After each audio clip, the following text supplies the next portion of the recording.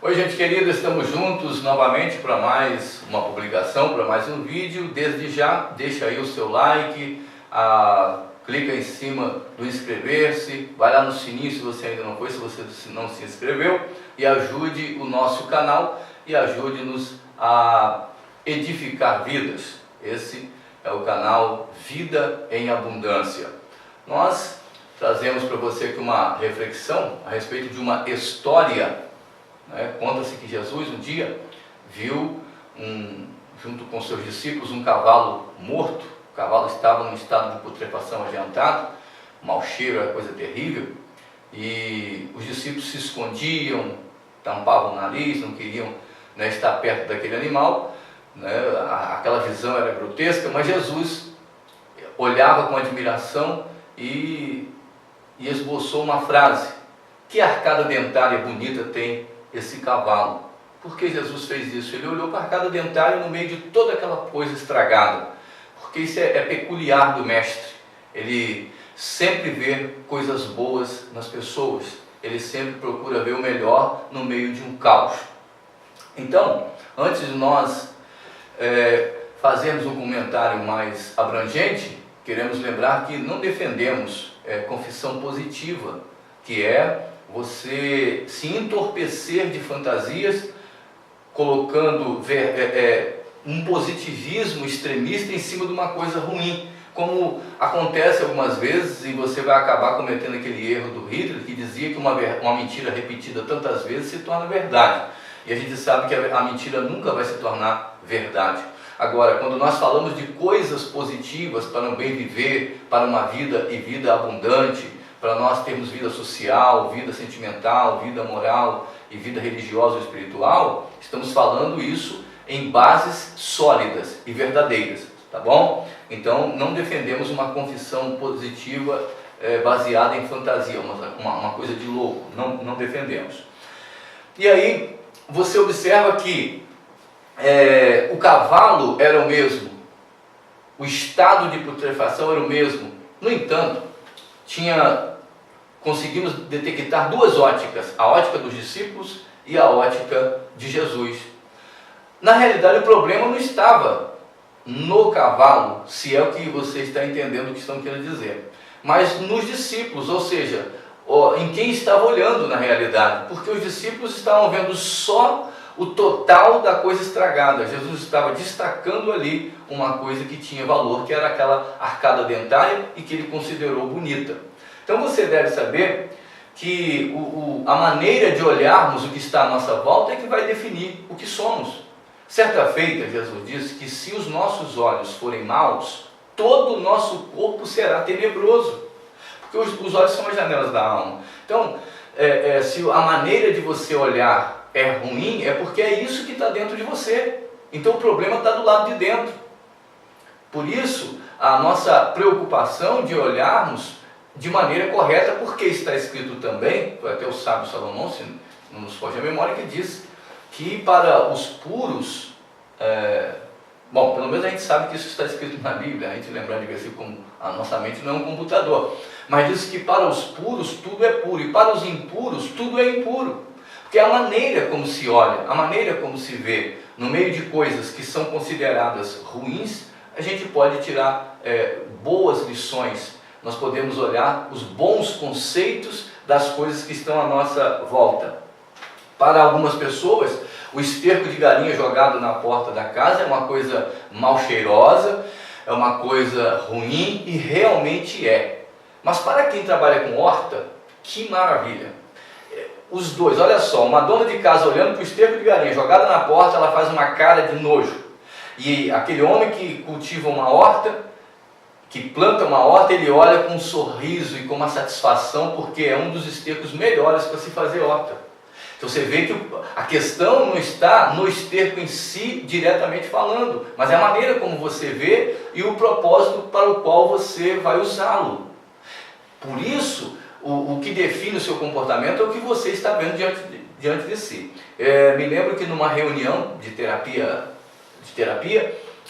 eu cheguei e tinha ali várias pessoas, e eu contei assim, eu cheguei na sala e disse assim, poxa, o carro pegou-a, o carro passou por cima, as tripas dela vieram, as vísceras ficaram aparentes e ela tentando respirar, se debatendo, esvaída em sangue. E aquelas pessoas fizeram uma cara uns de nojo, de tristeza, a plateia ficou se sentindo muito mal por causa do que eu acabei de dizer. E aí eu dei um sorriso e disse para eles: por que vocês estão fazendo essa cara? O que eu falei é mentira. Ou seja, eu inventei isso. Não é mentira, não é porque a gente deva mentir. Mas o que eu estava falando não aconteceu. Eu fiz aquilo com um objetivo, com um fim didático, para mostrar para eles que muitas pessoas se autodestroem por causa de mentira. Tem pessoas que já se mataram porque um exame de sangue constatou que ela estava com AIDS. E essa pessoa se matou. E sabe o que era a verdade por trás disso? Na realidade, o exame estava trocado. E uma pessoa se autodestruiu em cima de uma mentira. Então, algumas pessoas vão cometer uma falha por causa de um ensino errado, de uma compreensão errada, de uma ótica inconveniente, de uma didática inconveniente, e as pessoas acabam se autodestruindo, sua saúde acaba sendo defasada, você começa a ter problemas na sua saúde, você começa a ter problema social, problema de relacionamento, você tem tantos problemas, tudo baseado numa mentira por causa da ótica, ou seja, da forma como você vê as coisas. E nós precisamos aprender a ver coisas boas à nossa volta, aprender a focar nas coisas boas. Então, essa é a questão do parâmetro que nós usamos para medir as coisas à nossa volta. Eu também me lembro quando trabalhei no hospital, aliás no CTI, de Juiz de Fora, 9 de julho, e ali tinha 3 andares. Pessoas que chegavam lá em cima eram pessoas que tinham acabado de entrar, ali tinha crianças, pessoas de idade, enfim. No meio eram pessoas que já estavam caminhando, era necessário se apressar para descer e fazer certas cirurgias e assim por diante. Bom, quem estava lá embaixo, a gente sabia que estava com o pé mais para a morte do que para a vida. E todos os dias a gente tinha que estar ali removendo, ou vendo, corpos ali no necrotério, por causa do problema do câncer. Então, quando eu passava pelos corredores, de vez por outra, comentava com as pessoas: eu pensei que tivesse problemas, mas na realidade eu percebi, eu estava vivo, eu tinha saúde, eu estava trabalhando, mas ali tinha pessoas que estavam condenadas à morte e que realmente não tinha como, aquilo era irreversível, iriam morrer. Quando nós olhamos para trás, quando nós, aliás, olhamos para frente, percebemos que tem muita gente melhor que nós, tem muita gente que tem o que nós não temos, e às vezes tem pessoas que vão ficar depressivas porque dizer: fulano tem isso, tem aquilo, ele é melhor do que eu, ele tem e eu não tenho, e diz assim: eu nunca vou conseguir, e se autodestrói por causa disso. No entanto, se você também olhar para trás, você tem que ter um retrovisor, você tem que olhar para trás. Quando você olha para trás, você percebe que tem pessoas muito pior do que você. Você percebe que tem pessoas que não conseguiram chegar onde você chegou, que não tem a capacidade que você tem. Não estamos ensinando aqui você a adorar o ser humano ou o ego humano, mas que você aprenda a ver as boas qualidades que você tem, que Deus te deu, que você possui, as boas virtudes. Desenvolva isso, ao invés de você desenvolver uma coisa inconveniente. Isso faz parte de você. Então você, ao invés de olhar para as coisas boas que tem, para a família boa que você tem, para a vida que você possui, você olha para aquilo que não tem, e você sofre por aquilo que não tem, ao invés de você se regozijar pelo que você tem. E você vai me dizer assim: mas isso você fala porque a gente que está precisando disso, daquilo outro, acaba vivendo assim. Isso não é verdade. Isso não é verdade. Quem é infiel, quem é depressivo no pouco, será no muito. Existem pessoas hoje depressivas ou complexadas que possuem tudo que você imagina, tem dinheiro sobrando, viaja para onde quer, e acabam se autodestruindo por causa de problemas, tanto quanto pessoas que moram no barraco. Aliás, tem gente morando em barraco como se fosse um palácio, e tem gente morando num palácio como se fosse um barraco. Então esse sofrimento de pessimismo, esse pensamento autoderrotista, ele só acontece porque você olha da maneira errada. que nós aprendamos a olhar as coisas de uma outra ótica, que você aprenda que uma pedra no meio do caminho de uma certa pessoa, vamos dizer, de um médico, uma pedra ou várias pedras no caminho, para ele é um impedimento. E realmente é, porque o que ele vai fazer com aquilo ali? Agora, para um construtor, ele vai buscar um caminhão e vai levar, porque ele vai querer construir um muro. Então você veja que para algumas pessoas isso é impedimento, para outros é uma bênção, para outras é uma coisa que vai lhe edificar. Então, você quando olha para as coisas que estão à sua volta, como por exemplo, como nós falamos no Salmo 91, no versículo 8, que diz: somente com os teus olhos olharás, a parte A do versículo, né? As pessoas falam assim, mas claro, eu olho com os meus olhos. Não, você não entendeu o conceito. Há pessoas que elas olham para os outros partindo da perspectiva de uma informação. Alguém chegou para ela, falou mal daquela outra, e daquele dia em diante é assim que ela vai olhar. E na maioria das vezes isso não é verdade, isso é mentira, isso é falso.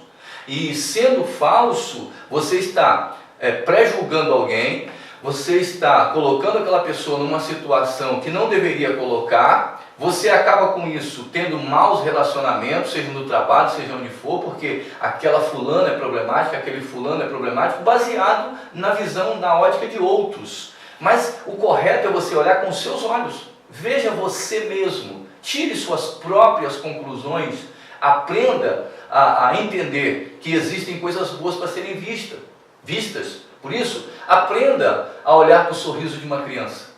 Aprenda a apreciar o cântico de um pássaro no amanhecer.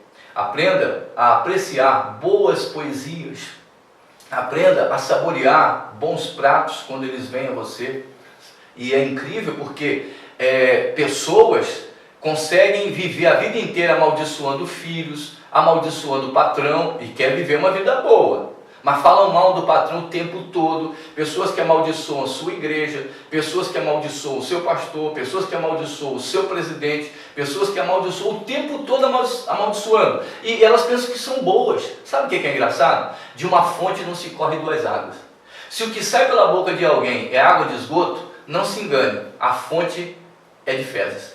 Então, se a boca joga para fora isso, é porque o coração está cheio. Então, a maneira de olhar, está transbordando o que está de ruim dentro, vem para os olhos. Então você passa a olhar para os outros baseado numa ótica sua ou numa ótica de alguém que estragou a sua vida com informações falsas ou depreciativas. Por isso, pare para pensar. Ainda que o cavalo, como dissemos anteriormente, esteja podre, tem lá uma arcada dentária que merece ser observada. Aprenda a não destruir todas as qualidades, a boa qualidade de alguém baseado numa falha. E olha que Jesus fez diferente, só tinha uma boa qualidade, o resto era tudo estragado e ele exaltou a boa qualidade. O que significa? Que se você quer colher coisas boas, então plante coisas boas. Se você quer absorver boas coisas, então regue boas coisas. É a maneira correta. Então o seu psique será bom. Você não viverá como alguns que levantam, vamos dizer assim, mutilados. Já viu aquela ideia? Levantou com o pé esquerdo? Eu sempre levanto com as duas pernas, mas tem gente que levanta com uma perna só. Isso é um papo furado, conversa mole. Você que está com problemas que precisa resolver. O problema não está em ninguém à sua volta. O problema está com você. Por quê? Porque é a maneira como você olha para o que está diante da sua vida. Por isso, aprendamos a exaltar as boas qualidades. Então o seu psique vai ser saudável, o seu sentimento, o seu coração vai ser saudável, suas atitudes religiosas serão saudáveis, e aí você vai ter vida e vida em abundância. Que Deus te abençoe. Shalom.